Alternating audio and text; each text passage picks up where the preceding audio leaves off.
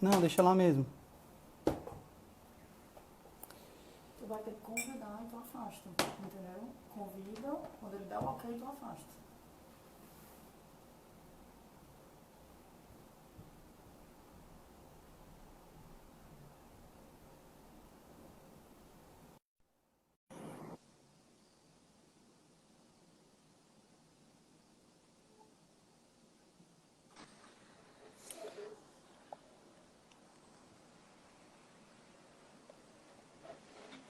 Boa noite. Pronto!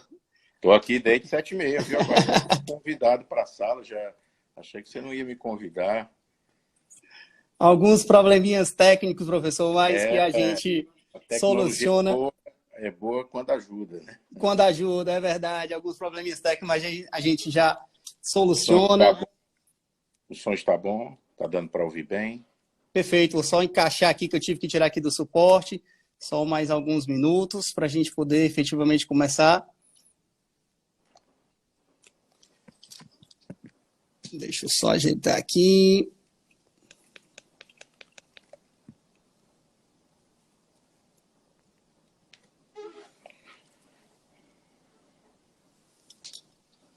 Um pouquinho torto. Professor, me escuta bem? Estou ouvindo bem. Queria Pronto, saber se então. o som também está bom aí. Aqui para mim está chegando perfeito.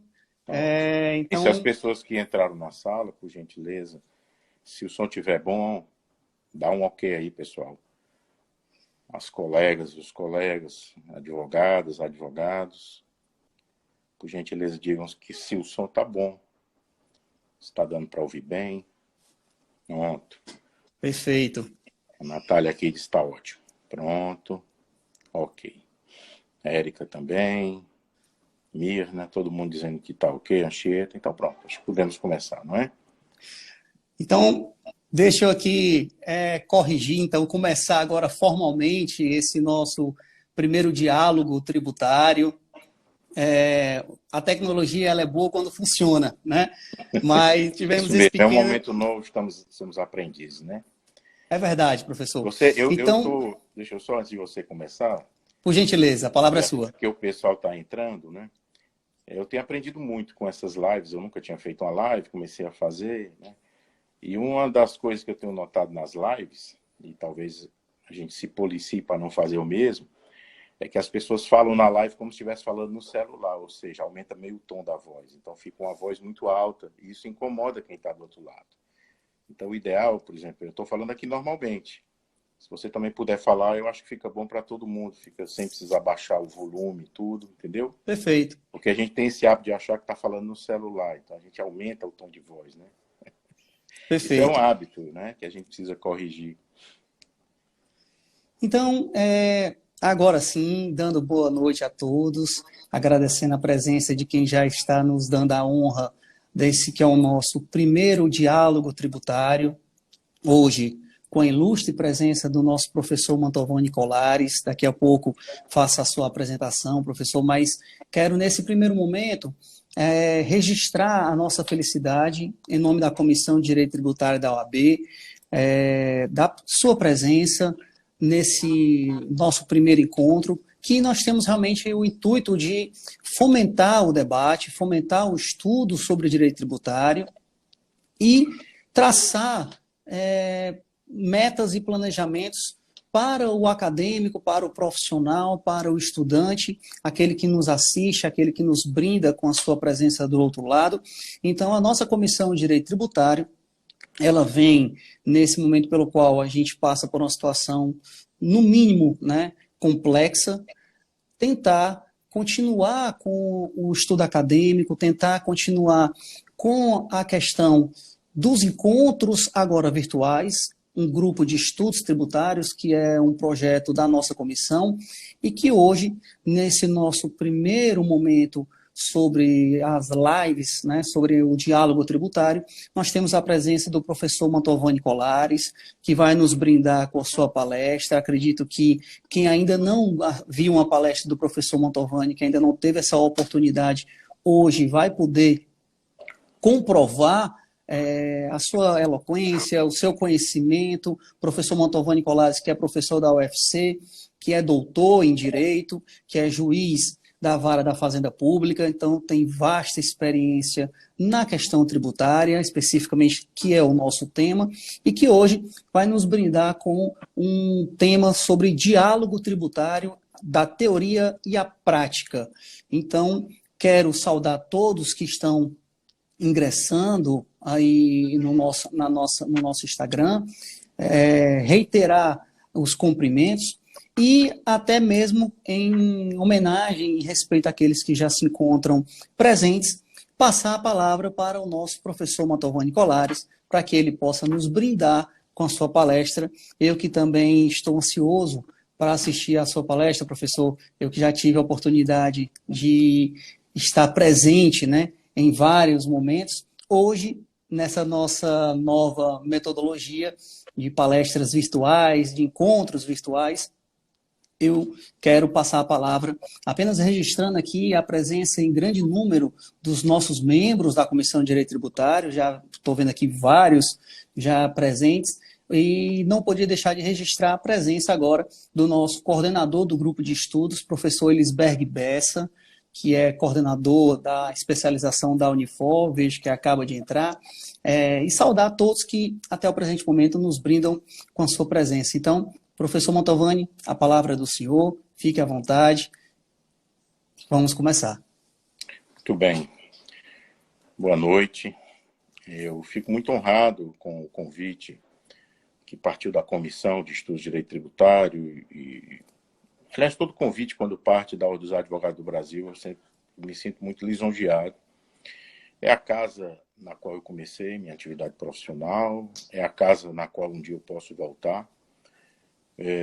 Então, é sempre muito bom, né? Eu costumo dizer, sempre digo isso, sempre disse, que o grande laboratório do direito, quem faz é a advocacia. É ela quem tem um contato primeiro com o cliente, define as estratégias, né? E processa a estratégia, essencialmente. E, a partir disso, então, dessas estratégias, se constrói a doutrina do direito processual, né? Então, não diria que uma palestra, né?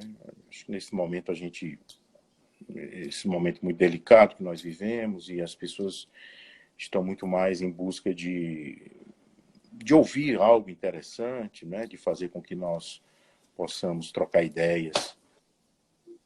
E quando me veio essa proposta dos diálogos, né? Eu imediatamente, óbvio, me lembrei de uma exposição que eu fiz, aí sim foi palestra mesmo, no Congresso do Instituto Brasileiro de Estudos Tributários, o IBET, que houve em São Paulo, em dezembro último. E a minha palestra foi exatamente a de tentar estabelecer um diálogo entre a teoria do processo e os litígios de natureza tributária. E vou tentar, mais ou menos, resgatar aquelas ideias que eu lancei ali para jogar aqui para as pessoas que estão nos ouvindo, e depois, quem sabe, abrimos um debate sobre esses meus pensamentos, essas minhas inquietações. Eu, inclusive, coloquei na chamada dessa exposição, no meu Instagram, nos stories, fiz umas provocações, assim, em relação... Botei lá 2 imagens, né?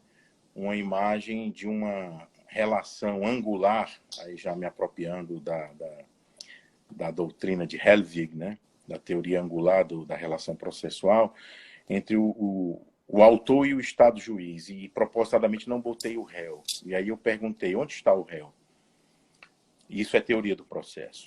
E a outra imagem eu coloquei uma tabela de peso 5, uma tabela matemática, que foi feita pelo Pontes de Miranda, o grande gênio Pontes de Miranda, para tentar explicar, como ele bem explicou, uma teoria que ele elaborou muito sofisticada, sobre a natureza da ação, que consequentemente gera a identificação da natureza da decisão, naquilo que ele chamou de preponderância das cargas de eficácia. E eu também fiz uma provocação e disse, isso é teoria do processo. Professor, até me permita só um parêntese, né, diante dessa sua provocação, deixar para os membros, os colegas que nos assistem, o e-mail da comissão, perfeito, que é CET, Comissão de Estudos Tributários, CET, oabce.org.br. Eu estou exatamente com o computador, como vocês podem ver, porque eu estou com o e-mail aberto da Para comissão poder e pegar as perguntas, quem né? tiver alguma pergunta durante a palestra do professor, pode enviar para cá, que no final da palestra, no final do Tá nosso ótimo. diálogo, eu farei as perguntas em nome, claro, da pessoa para o professor Mantovani. Por gentileza, professor. Pois não. Então, me veio essa ideia, porque nessas inquietações que eu tenho em relação ao direito processual, e eu até disse também na minha provocação de chamada, de que nós iríamos ter que falar, e vou ter que falar, sobre aquilo que chamam equivocadamente de precedentes, que eu prefiro definir como teses vinculantes produzidas em tribunais. Esse aqui, a meu ver, é o nome correto daquilo que estão chamando de precedentes. Pode ser um pouco repetitivo, desculpe se alguém já ouviu falar isso, eu tenho sido muito repetitivo nesse ponto.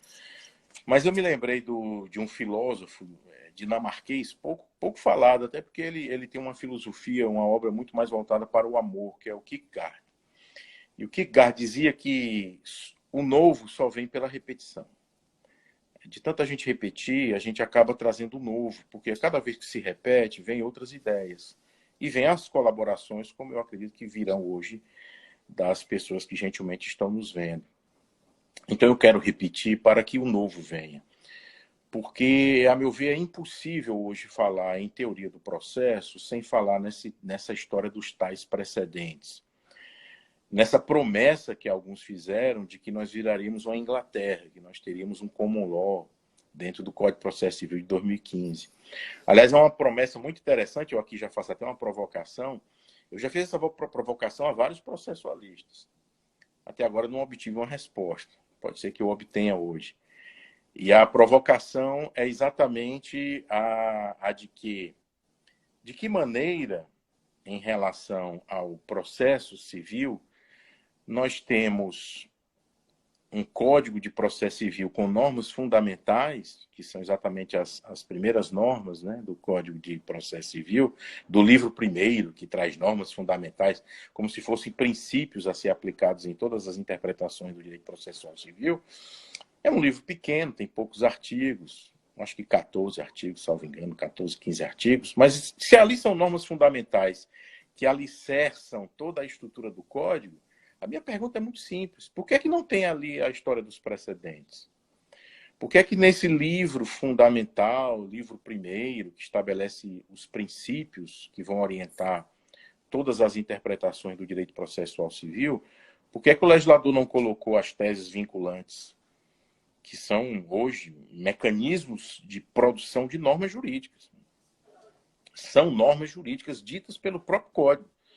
Se vocês observarem bem lá na parte que fala de ação rescisória, uma das hipóteses de ação rescisória de violação da norma jurídica, ele coloca lá como norma jurídica exatamente as súmulas e os acórdãos decorrentes de demandas repetitivas. Portanto, ele colocou na categoria de norma jurídica o que eu chamo de teses vinculantes e o que muitos preferem chamar de precedentes, que, na minha visão, nós não temos essa cultura de precedentes aqui no Brasil. Isso é um sistema que não é nosso.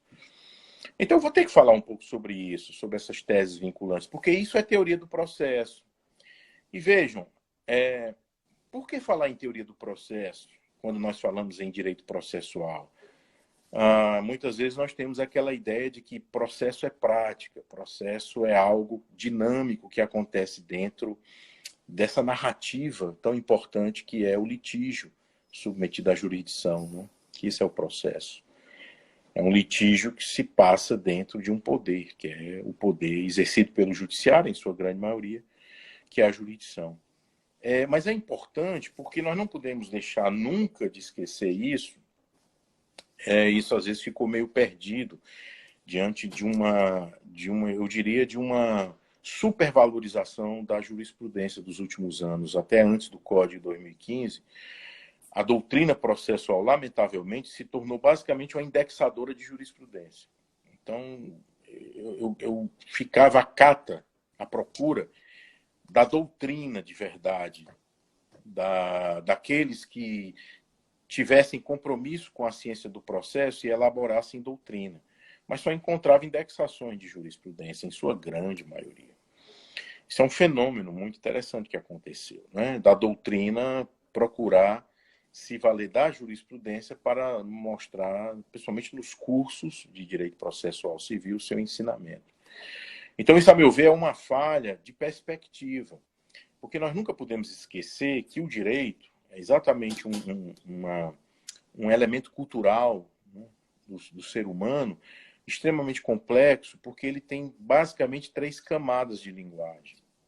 Se nós observarmos bem, essa linguagem que nos torna muito mais próximos no direito processual civil é a última linguagem. Se nós fizermos uma camada, eu diria que é a terceira camada, porque a primeira camada de linguagem do direito como um todo, e aí abrange o processo civil também, é a camada da filosofia do direito. Porque a filosofia é um estado de perplexidade, é um estado de espanto. Dizem, não se sabe nunca se é verdade, mas ficou a história, que a própria filosofia teria nascido de um espanto de um cidadão chamado Parmênides, quando caiu à noite na Grécia Antiga, num buraco, e passou a noite lá sem ninguém conseguir resgatá-lo, e ele, olhando as estrelas, ficou a imaginar exatamente o que seriam aqueles pontos luminosos no céu. E diante desse espanto dele, a filosofia teria nascido aí, o estado de perplexidade.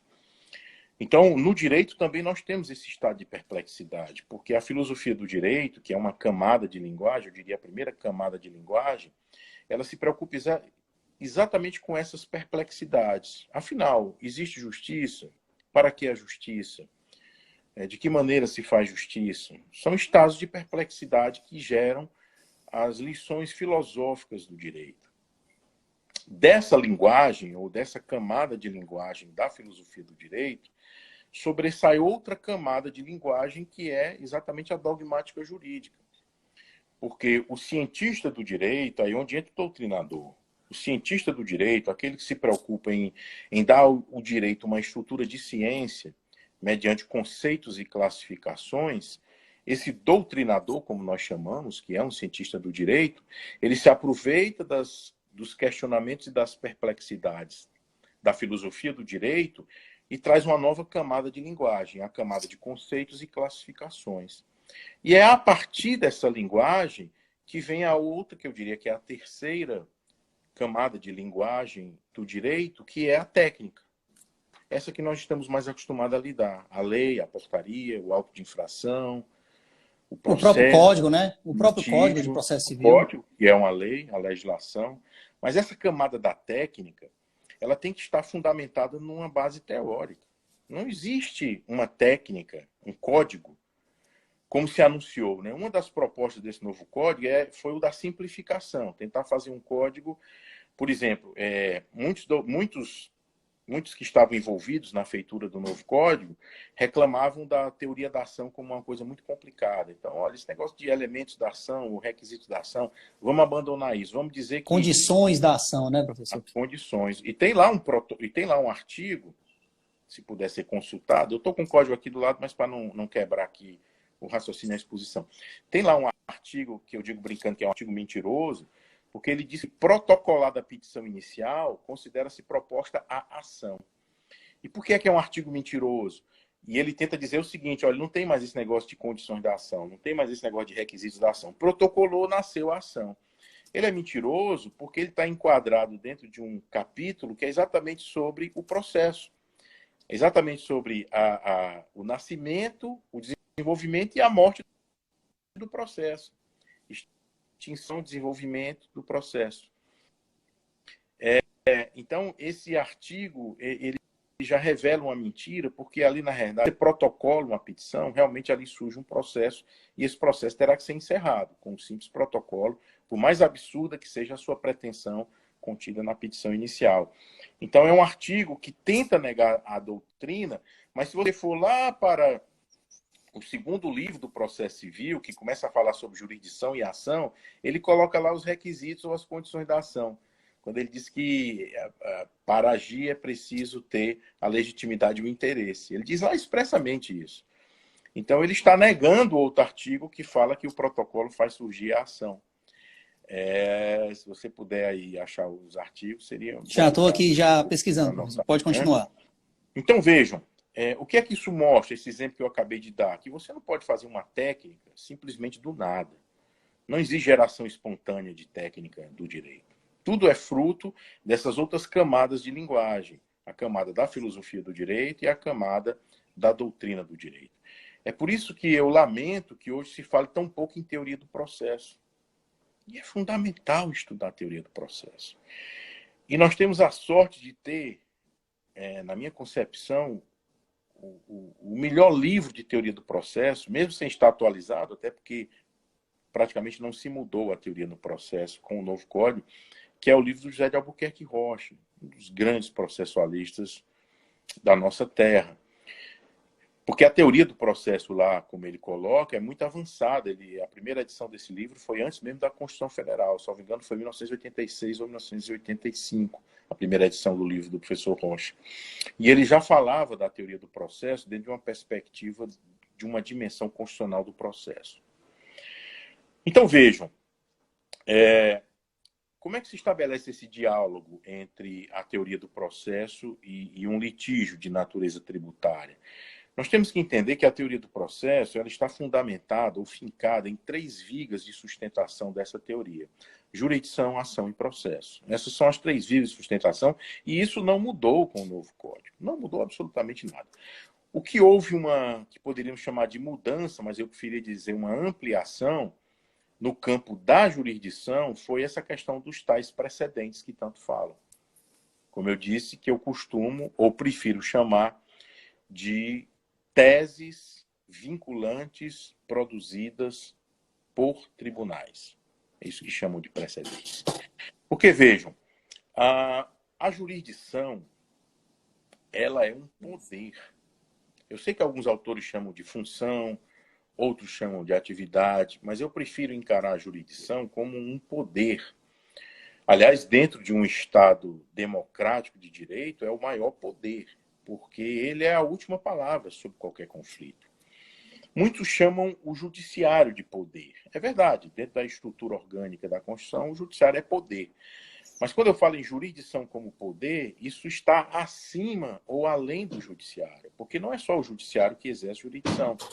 Professor, só para complementar, não. O artigo que o senhor pediu foi o artigo 17 do CPC. Esse é o que fala das condições da ação, que continua. Perfeito, que diz que para postular em juízo é necessário ter interesse e legitimidade, que fala exatamente da questão das condições da ação. Ele não fala em ação, mas ele está dentro do capítulo exatamente da ação. Você pode olhar que ele Aí lá mais à frente, especificamente no 330, que foi a parte do segundo livro que o senhor mencionou, o CPC vai dizer: a petição inicial será indeferida quando, inciso 2, a parte for manifestamente legítima, ou inciso 3, o autor carecer de interesse processual. Então ele menciona no 17. E o outro artigo que diz que a ação se inicia com o protocolo da petição inicial, que não é verdade. Perfeito. Porque só esse parênteses que o senhor tinha pedido. Que fosse verdade, bastaria protocolar a petição inicial e nós já teríamos aí uma ação. E não é isso que acontece. É o artigo 312, que diz: considera-se proposta a ação quando a petição inicial for protocolada. Não é verdade, tanto não é verdade, que o artigo 312 está no título 1º do livro 6º, que se chama da formação do processo. E o livro 6º é exatamente da formação, da suspensão e da extinção do processo. Ou seja, é um livro que cuida de processo, não da ação.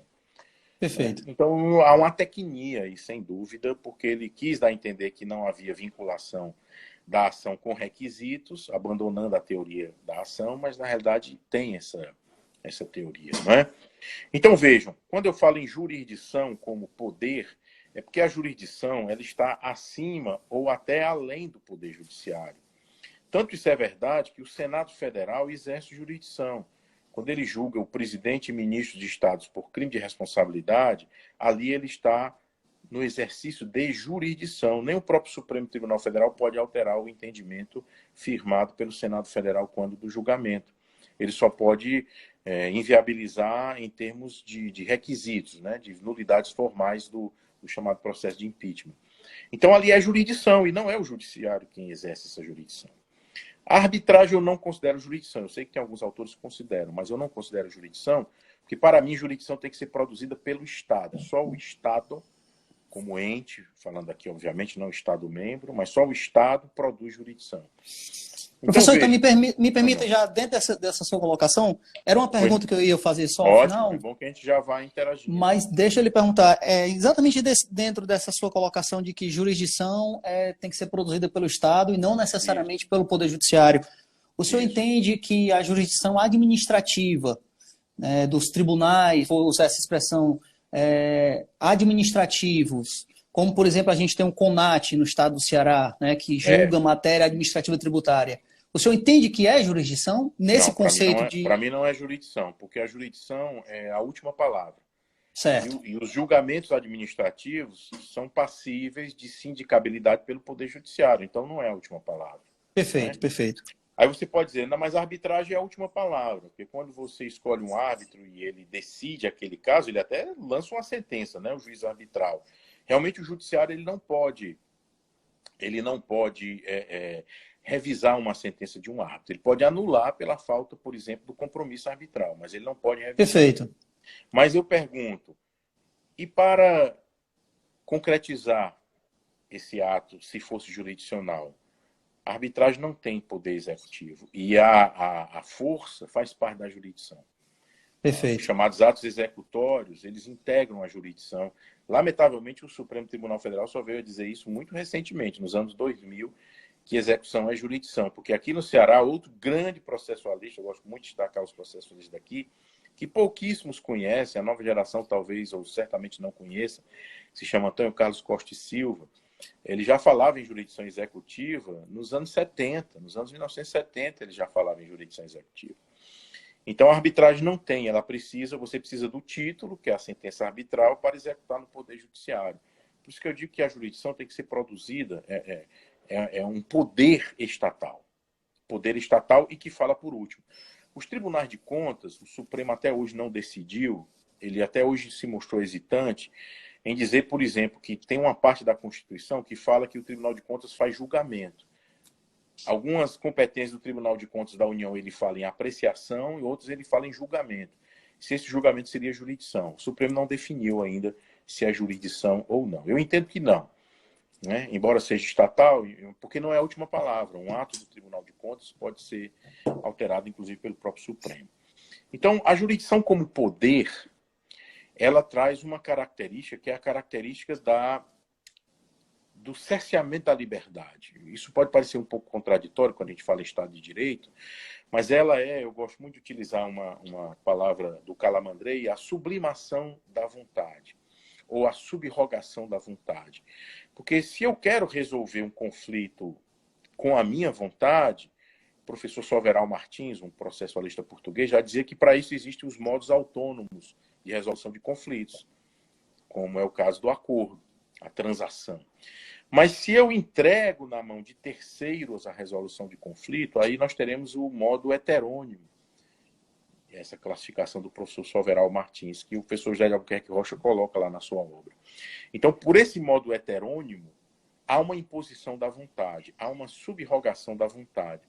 Daí aquela imagem que eu coloquei na chamada de que a relação entre aquele que postula e o Estado juiz é uma relação que forma um ângulo, angular, um ângulo ascendente, porque o Estado impõe a vontade. É diferente de uma relação de direito das obrigações, por exemplo, do direito material, de bilateralidade. Há uma horizontalidade na relação entre direitos e obrigações. Horizontal. Perfeito. Então, aí vamos à teoria. Isso é teoria do processo. É de um processualista chamado Helvig.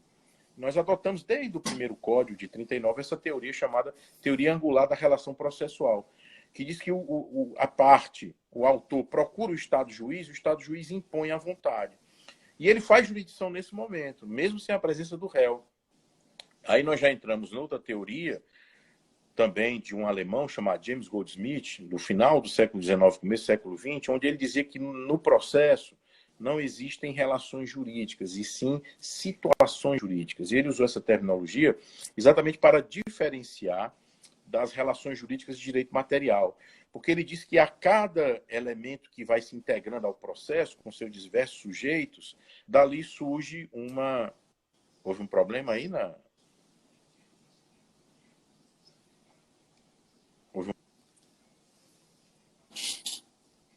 Pronto, voltou, professor.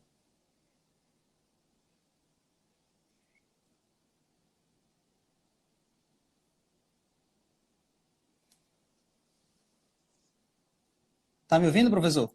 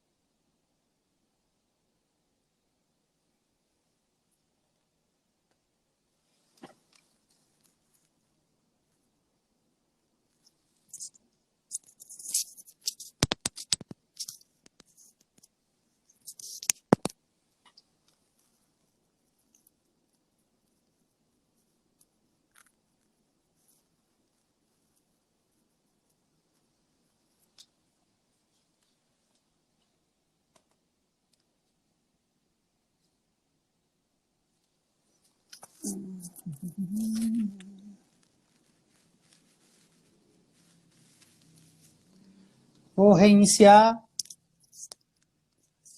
Vocês estão me ouvindo? Ou também não estão me ouvindo? Vou reiniciar. Vou reiniciar.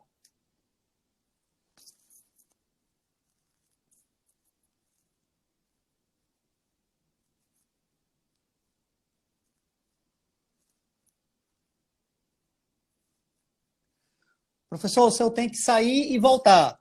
Ah,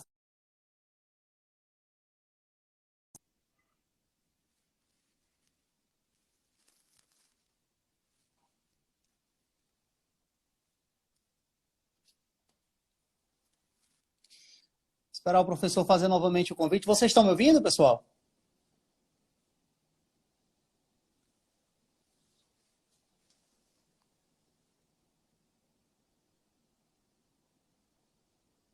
Deixa o professor Motovani.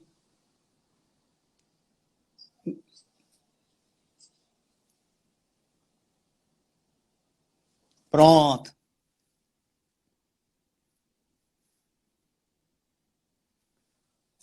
professor Motovani está ingressando novamente. Eu acho que deu certo agora, né? Pronto. Vamos esperar as pessoas entrarem de novo. Não, professor, na verdade, eu só fiz lhe tirar e reiniciei. Eu não cancelei a live, tá? Não, mas tem gente aqui que está entrando agora, não? Está Pronto. todo mundo aí. Não, porque eles estavam avisando que não tinha som nem nada, mas o problema foi na sua conexão. pronto. Se eventualmente acontecer, aí eu lhe excluo e o senhor ingressa novamente e pede Eu para aqui sou aceitar. convidado, eu não tenho comando de nada aqui. Eu estava esperando ser convidado de novo, né? Pronto, aí o senhor faz exatamente a mesma coisa. Caso caia ou dê algum problema, eu vou lhe excluir, aí o senhor entra novamente que Eu vou aparece o retomar convite. aqui. Eu gostaria que vocês me dissessem a última coisa que vocês ouviram, que eu estava falando dessa relação angular entre o Estado, juiz, quando recebe uma postulação do autor. Pronto, Foi isso, exatamente isso. a última coisa que estava falando. Então, o James Goldsmith, esse processualista alemão, ele dizia que as situações jurídicas vão se desenvolvendo ao longo do processo, de modo que nós teremos várias relações jurídicas, que ele preferiu chamar de situações jurídicas, que vão se formando. Então, existe uma afirmação que até hoje eu ouço de professores e vejo em livros dizendo da tal da triangulação, que a relação jurídica processual só se completa quando o réu é chamado. Isso é absolutamente falso. Nós podemos ter uma relação jurídica processual perfeita, simplesmente com o autor e o Estado juiz. É James Goldsmith, exatamente, Fernando. Professor Fernando Falcão aqui falando do Goldsmith, é isso mesmo. Que é um grande processualista, tem uma obra maravilhosa, traduzida para o espanhol aqui, do direito processual. Então, vejam, eu postulo algo, o Estado juiz me dá uma resposta, inclusive quanto ao meu direito material, quanto ao meu pedido. E cadê o réu nessa história? Cadê a tal da triangulação? Cadê a necessidade de chamar o réu? Não tem essa necessidade. Só haverá essa necessidade se a decisão afetar o réu. Porque também é outro... Cara, eu estou falando aqui de equívocos, não é que haja certo ou direito, não haja certo e errado no direito, mas eu digo de opções teóricas. Já que nós seguimos essas opções teóricas, da camada de linguagem que eu falei da doutrina, e ela foi incorporada pela lei, nós temos que seguir essas opções teóricas. É aí onde entra a importância da teoria do processo. Ela nos dá suporte para compreender a técnica. Porque, vejam, está aí no novo Código de Processo Civil a chamada sentença de improcedência liminar do mérito. Aliás, o Sim. nome está errado. É sentença de improcedência liminar do pedido. Não é do mérito, é do pedido. Ali ele fala em pedido. Então, vejam, na verdade, eu faço uma postulação de direito material e o Estado juiz já me dá uma resposta liminarmente, e o termo liminar eu sempre uso como sem ouvir o réu, é uma condição temporal da medida, não identifica a natureza da medida. Você pode ter uma tutela antecipada liminar, você pode ter até uma sentença liminar, como é esse caso, você pode ter uma medida cautelar liminar, medida sem ouvir a outra parte. O juiz julga o seu pedido, rejeita o seu pedido, portanto, ele pronuncia uma sentença não só de mérito, como de rejeição do pedido, que faz coisa julgada material, e o réu nem sabe disso. E a jurisdição está presente, porque a jurisdição é a resposta do litígio feita pelo poder. Então, a jurisdição está presente porque ela subordinará você, é uma relação de subordinação angular que vai fazer com que todos tenham que cumprir essa decisão, até aqueles que não estão no processo, como é o caso do réu. Serão afetados. Claro que o réu será afetado positivamente, mas ele será afetado. Então, quando o código coloca essa figura da sentença de improcedência liminar do mérito, ela está ancorada numa teoria da jurisdição. E aí, eu quero falar para vocês o seguinte, jurisdição hoje, aí onde está a diferença, e o detalhe que a gente tem que estar atento, que não foi o código que trouxe isso. Tá? O código não trouxe a figura das teses vinculantes produzidas por tribunais. Não foi o código, ele ampliou. Isso está na Constituição. E está na Constituição muito antes da emenda 45 que trouxe a súmula vinculante. Muito antes.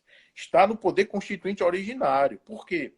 Porque na medida em que a Constituição Federal criou órgãos jurisdicionais de interpretação final do direito, como é o caso do Supremo Tribunal Federal e dos 4 tribunais superiores, eles exercem uma jurisdição interpretativa derradeira, por último. Essa é a função mais importante deles, embora eles exerçam outras competências jurisdicionais. Mas a razão de existência da Suprema Corte Brasileira e dos tribunais superiores é dizer o direito, por último, dentro de uma relação jurídica processual. Isso está na Constituição. Então, quando o Supremo decide como intérprete da Constituição, é a última palavra. Quando o Superior Tribunal de Justiça decide num recurso especial, aí você tem os veículos introdutores dessa jurisdição, que é o recurso especial, o recurso de revista na Justiça do Trabalho, o recurso extraordinário no Supremo. É a última palavra. É a interpretação final. Qual é o grande problema? É que ninguém segue isso. Aí é uma questão cultural afetando o direito. Não há aquilo que o professor Tércio Sampaio Ferraz Júnior chama de eficácia social da norma jurídica. Ninguém respeita. Mesmo o Supremo tendo decidido, continuam os litígios. Então, isso forçou o legislador constituinte, derivado, a criar a súmula vinculante. É aí onde você tem a primeira figura efetiva de uma vinculação obrigatória de uma tese jurídica produzida por um tribunal. O Supremo produz a tese, essa tese ela é refletida num enunciado, esse enunciado ganha um número, é a súmula, né? Porque a súmula é o número, o enunciado é a tese. E aquilo gera uma eficácia vinculante. O que foi que o Código de Processo Civil de 2015 fez? Ele ampliou esse raio de vinculação, criando exatamente mecanismos, como foi o caso dos incidentes, alguns já haviam, na própria reforma do Código anterior, como o incidente de recurso especial repetitivo, recurso de incidente de recurso extraordinário repetitivo.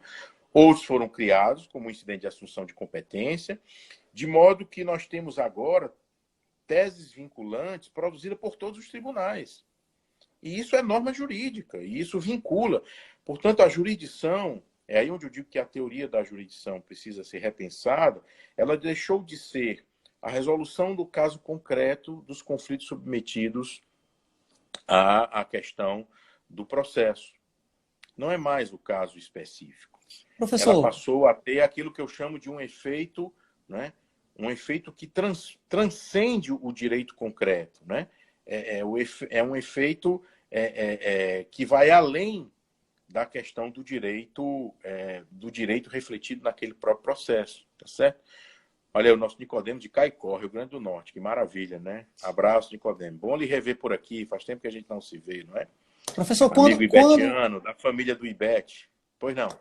Quando da criação da súmula vinculante, né, evidentemente com emenda constitucional 45, muito se criticou em relação à questão do acesso ao judiciário, da questão da limitação do judiciário, como o senhor bem disse, né, da eficácia social das decisões. O que o senhor entende? Assim, o senhor acha que realmente houve essa limitação? O senhor que está como juiz da Vara da Fazenda Pública, o senhor entende que houve uma diminuição da busca do cidadão pelo Poder Judiciário com essa criação constitucional das súmulas vinculantes? Olha só, a súmula vinculante para mim é o óbvio. O problema é que no Brasil, isso quem sempre diz é o Sepúlveda Pertence, o ministro Sepúlveda Pertence, foi um grande ministro do Supremo. Ele dizia que o problema é que no Brasil até o óbvio precisa ser explicitado. O óbvio precisa ser dito. Precisa ser explicitado com todas as letras. Por quê? Porque a Constituição estabeleceu que o Supremo diz a palavra final em termos de interpretação do direito constitucional. Ponto. Então, para que uma súmula vinculante? Né? Porque precisa desse adjetivo para dizer que todo mundo se vincula. Eu não acho errado, não me incomoda, nem como magistrado, aplicar um entendimento dos que interpretam o direito derradeiramente. Eles existem para isso, a função deles é essa. Eu não me sinto absolutamente incomodado, isso não afeta a minha autonomia, a minha liberdade de pensamento. Pelo contrário, isso gera uma falsa expectativa para o vencedor, se eu for contra um entendimento firmado pelo Supremo Tribunal Federal, porque vai ser revertido. E até pior, se não for revertido, porque a outra parte não dispõe de advogado para recorrer, vamos imaginar assim, gerará uma situação antisonômica, o que é muito grave, porque nós teremos decisões díspares em situações absolutamente idênticas. O grande desafio, aí não dá para eu me estender nisso aqui, mas eu tenho falado que esse, para mim, é o ponto mais importante que os escritórios de advocacia têm que investir, é saber como trabalhar os chamados precedentes, que são as teses vinculantes. Esse é o grande desafio. Porque antes de aplicar a tese, o juiz tem que interpretar. Não foi retirado do juiz a função de intérprete, porque ele tem que ver se há uma exata adequação entre a tese e o caso novo que é submetido a ele.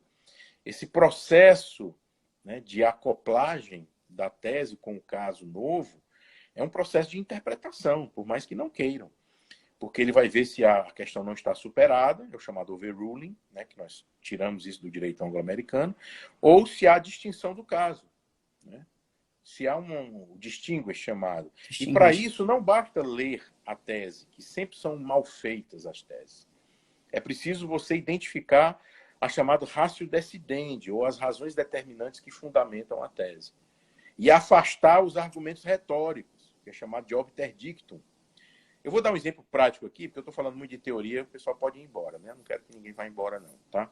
Eu vou dar um exemplo prático que me foi colocado como juiz da Vara da Fazenda, e eu já posso falar, tanto porque já foi decidido o caso, portanto eu não estou incorrendo na violação da lei da magistratura, né, da lei orgânica, e também porque aqui eu estou falando como professor. A liberdade de cátedra é uma das coisas mais extraordinárias para quem está no magistério.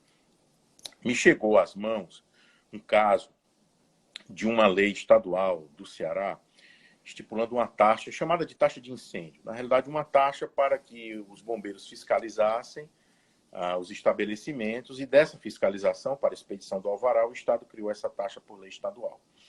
E, então, impetrou-se um mandado de segurança questionando a constitucionalidade dessa taxa, e a defesa do Estado do Ceará foi uma defesa curtíssima, muito curta mesmo. Aliás, eu não sei se foi mandado de segurança. Talvez não tenha sido. Se foi, o Estado deve ter entrado como litisconsórcio passivo e não a autoridade. Mas eu me lembro bem que era defesa, contestação. Foi a contestação mais curta que eu já vi na minha vida. Ela tinha 3 linhas, exatas 3 linhas. Ela simplesmente dizia que, porque a parte alegou como fundamento para a sua ação, a existência de um precedente, entre aspas, né, vamos chamar assim, que na realidade não é um precedente. Quando eu digo não é um precedente, eu já vou explicar por quê, tá certo? Eu acho importante eu fazer essa distinção entre precedente e tese vinculante. Mas quando eu falo aqui precedente, o que é a linguagem comum? O autor alegou o precedente, que foi firmado num caso de recurso extraordinário, com repetitivo, né, portanto com efeito vinculante, no qual o Supremo dizia sobre a inconstitucionalidade dessa taxa, de uma lei de São Paulo, inclusive. E o Estado fez uma defesa de 3 linhas, a defesa mais curta que eu já li, mas que aparentemente estava corretíssima, porque ele dizia o seguinte: não se aplica a tese ou precedente sustentado, trazido pelo autor, porque, no caso, o Supremo falou em lei municipal, e aqui se trata de lei estadual. Portanto, há uma distinção. E ele transcreveu a tese. E, realmente, se você olhar a tese, que é um enunciado, que é colocado no acordo, na ementa, lá o Supremo vem dizendo, nesse enunciado, que lei municipal não pode criar taxa de incêndio, porque o caso concreto era uma lei do município de São Paulo. Mas, como eu entendo que todos nós profissionais do direito, não só o juiz, não podemos nos render a essa facilidade de olhar a tese pelo enunciado, se poder algum eu tivesse, a primeira determinação seria, a partir de hoje, as decisões dos tribunais não têm mais emendas. Acabar a emenda. Vamos acabar a emenda.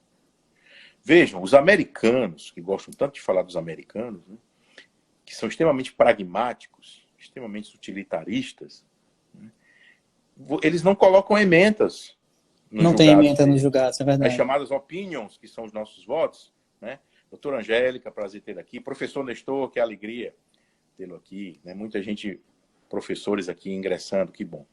Então vejam, por que eles, sendo tão utilitaristas e práticos, não colocam emendas nos julgamentos?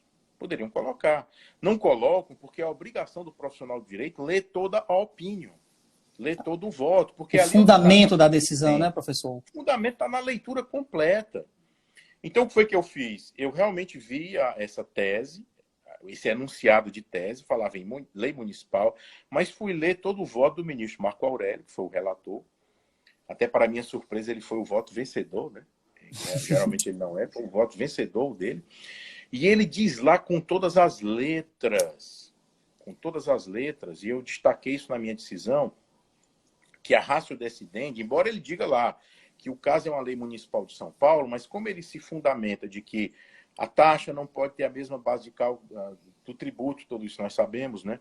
As taxas não podem ter do imposto, né? E os impostos já servem para pagar esse serviço, um serviço indivisível. Tem todo aquele conceito do direito tributário, né? Que os tributaristas aqui estão bem conhecem. Aí ele diz lá, o ministro Marco Aurélio não usa como retórica, ele diz lá, expressamente. Aliás, embora esteja se falando de uma lei municipal, eu já digo, ressalto, que nem lei municipal, nem lei estadual pode criar essa taxa. Portanto, ele já firmou ali, como ratio decidendi, a proibição de qualquer ente da federação criar a taxa. Infelizmente, na hora da corte fazer o enunciado da tese, isso é feito lá no plenário, nós sabemos, não colocaram isso. Mas eu não posso me prender ao enunciado. A tese é o fundamento, é a ratio decidendi. E eu transcrevi lá a ratio decidendi na minha decisão, para que não haja dúvida de que aquilo é realmente uma tese vinculante que eu, por isso mesmo, me sinto obrigado a aplicar. E apliquei.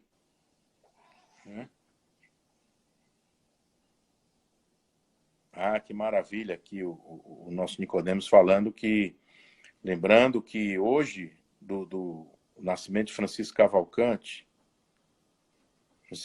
o Ponce de Miranda, seria esse? Não sabia que hoje era a data de nascimento dele, olha aí se for. Você me diz, tá, Nicodemos, se é do Ponce de Miranda. Que, aliás, eu falo tanto em Ponce de Miranda que os alunos da faculdade criaram uma meme, né? Minha, assim, uma mão derramando um bule de café, uma xícara bem pequenininha e o bule imenso, derramando tudo que é café na mesa, aí botaram assim, né? A aula do professor Mantovani, Ponce de Miranda, né? Como se eu tivesse realmente jogando Ponce de Miranda demais dos alunos, né? Mas é porque o Pontes é isso aí, Ponte de Miranda, Francisco Cavalcante, Ponte de Miranda. Obrigado, Nicodemo. Olha que coincidência maravilhosa, eu não sabia disso. Verdade. Muito bom, né?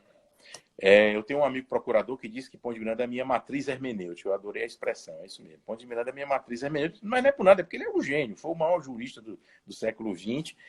Agora estão descobrindo o que ele escreveu, era muito moderno para hoje, imagina para os anos 70, né? E vou já falar aqui no Ponte de Miranda na teoria da ação. Digam aí se vocês estão gostando ou se eu estou falando demais. Falando demais eu estou, claro, né? Mas se está dentro do que nós esperávamos. Mas voltando ao caso Pode ficar à prático, vontade, professor, pode ficar à vontade. voltando ao caso prático, vejam a importância, é por isso que eu digo que os escritórios têm que investir no estudo de identificar exatamente a ratio decidendi, não basta ler o enunciado da tese. Porque o que vincula é toda a norma jurídica, e a norma jurídica não é enunciada, a norma jurídica é o voto vencedor. Isso, para mim, que é a norma jurídica. Claro que você afasta, às vezes, alguns argumentos retóricos. Aliás, o julgador deveria ter esse cuidado de, quando for fazer um argumento retórico, botar isso, né? Olha, só para efeito de argumentação, por amor à argumentação, aí traz um exemplo. Isso é o chamado obter dictum, né? Ele deveria fazer isso para não confundir com a ratio decidendi, mas ele não faz. Então, a gente é que tem que garimpar o que é obter dictum, o que é ratio decidendi. E isso é que vincula, isso é norma jurídica. Vejam, isso passa a ser um elemento fundamental da jurisdição hoje, que é o efeito vinculante das decisões produzidas em tribunais. Não todas as decisões. É aí onde eu quero chegar nesse ponto, antes de entrar nos outros dois elementos da teoria do processo, que é a ação e o processo, né? Mas já comecei a mesclar com questões práticas como essa, né? Nós temos que entender a teoria da jurisdição e essa perspectiva das teses vinculantes como algo que realmente trazem essa questão da obrigatoriedade da aplicação da tese nos casos futuros. O efeito, né? O efeito que passa a ser transindividual da jurisdição. Esse efeito, eu até escrevi um artigo sobre isso, quando criaram, por lei, o chamado recurso extraordinário especial repetitivo, o efeito transindividual do recurso, de atingir outras relações jurídicas, inclusive futuras. Vejam, por que eu não gosto de falar em precedente? Porque o chamado precedente, que é uma figura muito própria do direito anglo-americano, né, criado pelo direito inglês, chamado o precedent, ele, na verdade, é um sistema no qual você, só olhando para trás, é que você vai determinar que algo é um precedente. O precedente não pode nascer precedente. Esse o precedente à brasileira é assim. Olha, nós vamos nos reunir, nós, tribunal, agora vamos nos reunir, nós, colegiados, vamos agora nos reunir. Vamos criar um precedente, né? Vamos julgar, por exemplo, um incidente de assunção de competência, um incidente de demanda repetitiva, e daqui vai nascer um precedente. Isso é o precedente brasileiro, não pode ser assim. Você, entendeu? É como se diz assim, olha, você chega na maternidade, seu filho nasceu, grande médico. Não, mas como assim? Ele nasceu agora. Não, mas ele vai ser um grande médico. Você tem certeza disso? Tenho. É mais ou menos isso, né? E um detalhe interessante, professor. Meu filho vai ser um Picasso, entendeu? Vai ser um Da Vinci. Não. Você tem a expectativa, mas o precedente não nasce precedente. Ele se transforma em precedente num olhar no futuro que o próprio tribunal vai dizer, olha, nós já enfrentamos um caso parecido há 2 anos. Vamos usar aquele paradigma? Nasceu ali o chamado... Perfeito. Exatamente sobre isso que eu ia mencionar. No começo, assim que nós tivemos as publicações das primeiras súmulas vinculantes, eu tive a curiosidade, eu sempre gostei muito de ler informativo, e o Supremo, ele colocava lá na súmula vinculante, hoje, se você pegar uma publicação da súmula vinculante, ele coloca 5 ou 6 julgamentos precedentes que levaram à publicação daquela súmula. Mas assim que essas súmulas elas começaram a ser publicadas, não tinha sequer esses julgados anteriores.